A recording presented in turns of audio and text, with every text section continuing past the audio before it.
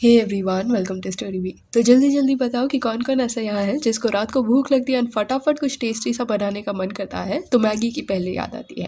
Maggi का packet open करके उसे बनाने बैठ जाते हो। आप में से मेजोरिटी लोग ये करते होंगे। बहुत ही कम लोग ऐसे होंगे जो मैगी नहीं खाते होंगे। बट डू यू नो कि मैगी एक्चुअल में एक देश की गवर्नमेंट के रिक्वेस्ट पे बनाई गई थी एक क्राइसिस के चलते। वो कैसे, तो चलिए जानते हैं। ये कहानी शुरू होती है स्विट्जरलैंड से। 19th सेंचुरी के वक्त में स्विस में रोमन रूल लागू होता था।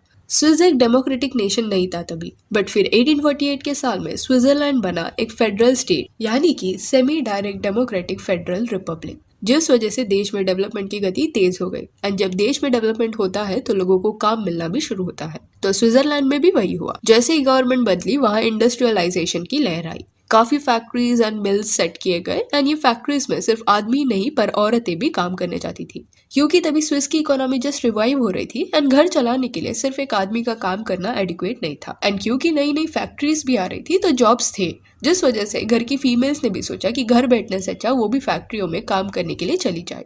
पर यहाँ से एक क्राइसिस की शुरुआत हुई। हुआ क्या कि जब घर के सारे बड़े काम पे चले जाते हैं तो बच्चे अकेले घर में रहते हैं। एंड जब कोई घर में होगा ही नहीं तो खाना वगैरह कौन बनाएगा। काम के बीच में जो वर्कर को फैक्ट्री में ब्रेक मिलता वो इतना लंबा नहीं होता था कि एक फीमेल घर पे आके कुछ अच्छा खाने को बना के टिफिन में लेके जाए या अपने हस्बैंड या बच्चे को खिला पाए। जिस वजह से मोस्टली ब्रेड जैसी चीजें कंज्यूम करने लोग लग गए, जो बना बनाया रहता था और फटाफट उसे खा भी सकते थे। पर इसी वजह से क्या हुआ कि बॉडी को जितना न्यूट्रिशन दिन में मिलना चाहिए वो मिलना बंद हो गया। लोग कमजोर हो रहे थे, बच्चे माल नरिश हो रहे थे, क्योंकि घर में खाना बनाने का वक्त नहीं था लोगों के पास। और ये क्राइसिस के बारे में जब गवर्नमेंट को समझा तो उन्हें लगा कि कुछ करना पड़ेगा, वरना ऐसे तो लोग धीरे धीरे और भी कमजोर होते चले जाएंगे। उसी दौरान 1884 में स्विस में एक फूड प्रोडक्शन मिल भी था, जिसे जूलियस नाम का एक पर्सन संभालता था। वो काफी फेमस था ऐसे फूड प्रोडक्ट्स बनाने के लिए जिसका न्यूट्रिशनल वैल्यू काफी हाई होता। उसे खाने के बारे में बहुत कुछ पता था। एंड जूलियस को बोला कि अभी कुछ ऐसा फूड मार्केट में लाओ जो फटाफट भी बन जाए एंड ऊपर से न्यूट्रिशनल वैल्यू भी उसका हाई होना चाहिए। सो जूलियस ने गवर्नमेंट से हाथ मिलाया, लग गया एक ऐसा फूड प्रोडक्ट बनाने में जो मेनली वर्कर फैमिली कंज्यूम करेगी। एंड क्योंकि वर्कर फैमिली उनकी कंज्यूमर थी तो ये फूड आइटम उन्हें लो प्राइस में भी बनाना था। ज्यादा महंगा हुआ तो लोग खरीदेंगे नहीं। बहुत सोचने के बाद जूलियस ने pre cooked food and readymade soups introduce किया। प्री कुक्ड फूड का फायदा ये था कि वो एडवांस में ही कुक किया रहता एंड टीन्स में उसे पैक किया जाता, जिसके बाद वर्कर्स को जब भी खाना खाना होता तो जस्ट उसे गर्म करना रहता एंड दैट्स इट। डिलीशियस सा फूड रेडी हो जाता, वो भी 2 मिनटों में। अभी आप सोचोगे प्री कुक्ड फूड कैसे न्यूट्रिशनल वैल्यू प्रोवाइड करेगा।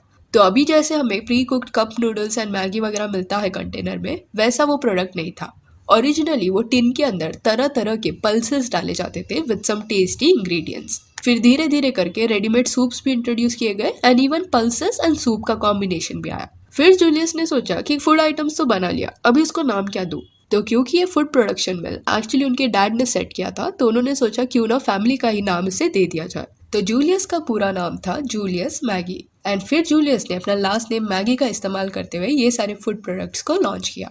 1884 में इसकी शुरुआत हुई एंड जब ये स्विस के वर्कर्स के पास प्रोडक्ट पहुंचा तो उन्हें ये काफी पसंद आया। जल्दी जल्दी बन जाता था, टेस्टी भी था, ऊपर से प्रोटीन रिच डाइट था। जिसके बाद जूलियस ने मैगी नाम के अंडर और भी कई प्रोडक्ट्स बनाए, जैसे मैगी सीजनिंग सॉस। मैगी का एक क्यूब फॉर्म में मसाला भी मिलता जिसका नाम रखा गया बूलियन मैगी। मैगी सूप्स भी बनने लगे जिसके अंदर पल्सेस वगैरह होते थे। आज के टाइम पे जो नूडल्स मैगी मिलता है वैसा वो मैगी बिल्कुल नहीं था। मेनली कड़दानियां यानी कि लेग्यूम्स होते थे टिन के अंदर। 1888 का साल आते आते मैगी इतना फेमस हो गया था कि जूलियस इसे दूसरे कंट्रीज में भी बेचने लगे, जैसे Germany, France and Italy.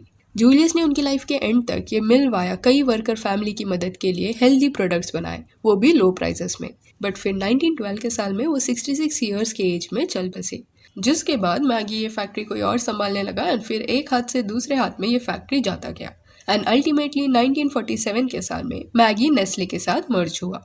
And वो जो मेन मोटिव था मैगी इंट्रोड्यूस करने का, प्रोटीन रिच डाइट वाला, वो नेस्ले ने जब उसे अक्वायर कर लिया तो खोसा गया। बिकॉज नेस्ले एक मल्टीनेशनल कंपनी थी तो एग्रेसिवली उसने मैगी के प्रोडक्ट्स दूसरे देश में पुश किए एंड वो कामयाब भी रहे मार्केट कैप्चर करने में।